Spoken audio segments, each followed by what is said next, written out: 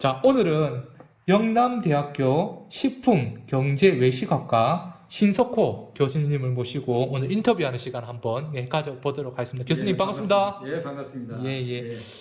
자, 교수님 다름이 아니고 오늘 이제 뒤에 현수막에도 보면 이제 강선홍 이제 기초과정 일환으로 오늘 이제 수업을 했잖아요. 네네. 그래서 그 주제가 농업 6차 산업 비즈니스 모델 개발 전략에 대해서 한번 또 공유하는 시간 가져보고 싶거든요. 네네. 예. 이에 또 앞서가지고 간단하게 원장님 소개 좀 부탁 좀 드리겠습니다. 예, 반갑습니다. 오늘 제가 그 6차 산업 비즈니스 모델 개발을 중심으로 제가 여러분들하고 접했는데요. 네. 저는 이제 영남대학교의 식품경제외식학과에 이제 견임 교수로 있고 경북농민사관학교 아시죠? 네네네. 경북농민사관학교에 청년 창업농 심화 과정의 책임 교수로 맡고 있습니다. 오늘 여러분들 6차 산업을 중심으로 네네. 여러분들하고 같이 한번 공부해보는 그런 시간들을 갖도록 하겠습니다. 예, 감사합니다. 이렇게 보면 갈수록 그 농업 트렌드가 이렇게 급격하게 변하고 있잖아요. 네. 있는데 특히 이제 여기 이제 농업 6차 산업 역시 이제 마찬가지일 거라고 생각이 드는데 우선 농업에서 말하는 그러면 이제 6차 산업이 무엇인지 좀 간단하게 설명 좀 부탁드립니다. 요 할 때 좀 예시를 좀 들어주신다면 좀 시청자분들이 조금 더 이해가 쉬울 것 같습니다. 예, 이제 6차 산업에 대해서는 이미 이제 매스컴이나 많은 분들이 이제 그 6차 산업을 접했기 때문에 네네. 이제 완전히 이제 보고파 다 됐다고 보는데요. 네. 원래 명칭은 융복합 산업입니다. 농촌 융복합 산업이 이제 6차 산업인데 오늘은 여기 대화할 때 같은 맥락에서 이해를 해주시면 되겠습니다. 6차 산업이라고 하기도 하고 네. 융복합 산업 이렇게 같이 이렇게 얘기를 제가 하도록 하겠습니다. 네. 문제는 이제 이해를 돕기 위해서 이제 6차 산업에 대해서 이제 말씀드리면 1차 산업이 농작물을 재배하는 걸 얘기하겠습니다. 예를 들면 포도라고 그러면 포도를 생산하는 것을 1차 산업이라고 얘기하고요. 자, 2차 산업은 이제 가공인데 예를 들면 이제 포도로 같으면 포도를 가지고 가공을 하는 것이죠. 예를 들면 와인을 생산을 한다든가 그걸 가지고 요즘은 컵과일도 이렇게 하기도 하고 또 케이크 만들기도 하고 여러 가지 많이 하더라고요. 자, 이제 그거를 1차를 중심으로 가공하는 것을 2차 산업. 3차 산업이 사실은 이제 특화되는 건데 이것은 서비스 산업이라고 보면 되는데요. 예를 들어 이제 포도로 같으면 포도를 가지고 만들 수 있는 만들기 체험. 그리고 이제 포도를 수확하는 체험. 그리고 이걸 주제로 무슨 음식을 만든다고 했을 때는 음식 만들기 체험 또는 맛집. 요즘 또 농촌지구에 또 카페 이런 게 또 많이 활성되어 있잖아요. 이런 모든 서비스를 3차 서비스라고 합니다. 그래서 결국은 1 곱하기 2 곱하기 3은 이제 6이잖아요. 그래서 이제 6차 산업 이렇게 하는데요.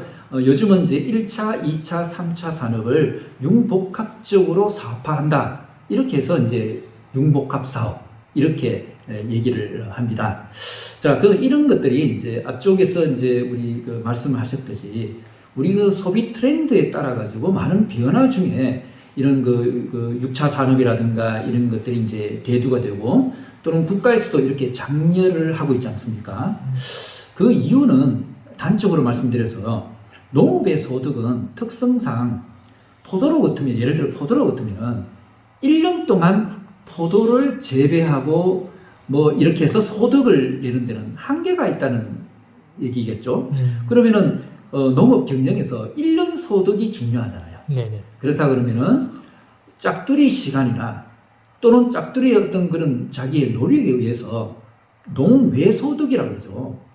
자기의 포도를 중심으로 농외소득을 창출하는 것은 대단히 중요하다고 보는 거예요.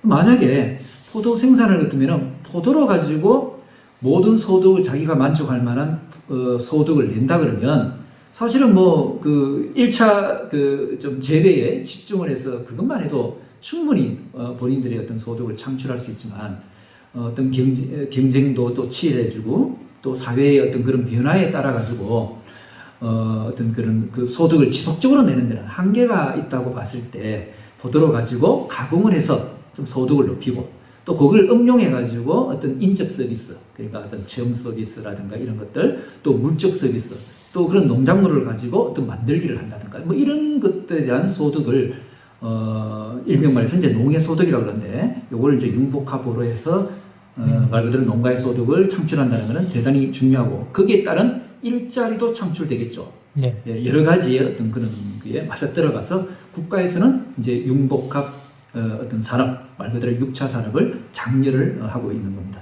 야, 그러면 이제 그 교수님 말씀대로 이제 농업도 변하고 있고 이제 조금 전에 이제 6차 산업이 이제 이런 것이다. 예시도 이렇게 또 김천이다 보니까 또 포도를 예를 들어 주셨잖아요. 그러면 이제 자, 이 봤을 때 그 강소농들 뭐 작지만 뭐 강한 농업인 이렇게 하는데 그러니까 쉽게 다시 말해서 우리 일반적인 농업인들이 그러면은 야, 이게 농업 변화에 대응하기 위해서 좀 준비하면 도움될 만한 것들 좀 구체적으로 좀 있을까요? 예, 그 이제 이게 우리가 이제 그 아까 제가 이제 융복합 산업이라고 이제 제가 이제 그 이제 우리 국가에서 이제 장려를 해서 농가 소득을 올리려고 하는데 실질적으로 이제 그 소득 모델을 보면 네. 조금 전에도 말씀드렸듯이 농민들은 1차 자기의 농산물만 잘 재배를 해서 이제 판매를 하면 네. 소득이 다 보장이 되고 이렇게 선순환으로 돼야 된다는 뜻이죠. 그런데 이제 이 사회 특성상 이게 잘 안 되니까 네. 뭐 가공도 하고 가공을 해서 소득 창출을 하고 또 이제 뭐 체험 서비스를 해서 이렇게 소득을 내지 않습니까? 자, 그러면은 이제 이 강소농 분들한테 이제 그만하고 싶은 것은 뭐냐면 네네. 우리나라는 개인이 1차의 어떤 자가 재배도 하고 또 가공도 하고 유통 서비스라든가 체험 서비스도 한다 그러면 힘이 들겠죠. 그러니까요. 그러다 보니까 어떻게 생각하면 아기자기한 맛은 있을지 몰라도 사실은 소득을 창출하는 데는 한계가 있다는 사실입니다. 자, 그러면 제가 강소농분들한테 이제 준비도 해야 되고 권하고 싶은 것은 뭐냐면 네네. 협업화하는 것이 어떠냐 이런 개념이에요.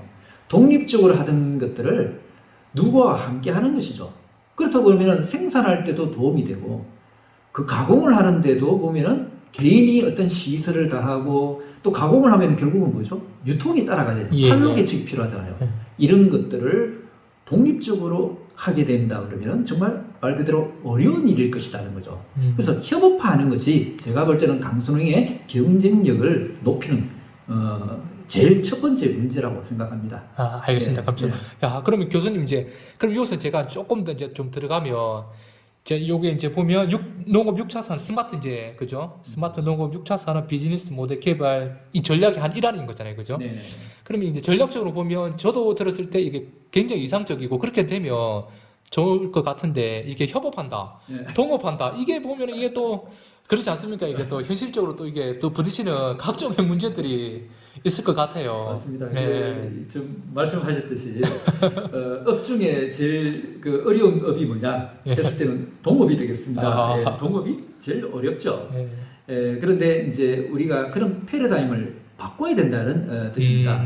현재는 아직까지도 농업에 대한 경쟁이 이렇게 뭐 치열하다 그러고 얘기를 하지만 이제는 국내만 경쟁하는 게 아니거든요.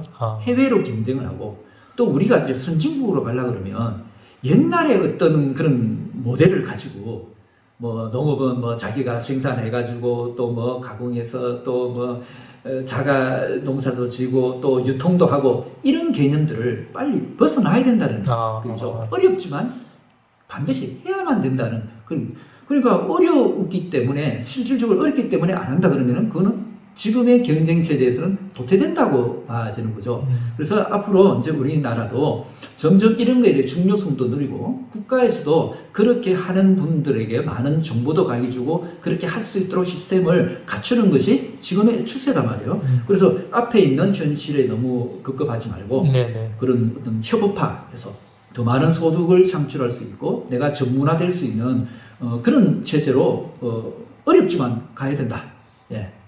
앞에 것만 보면 안 된다.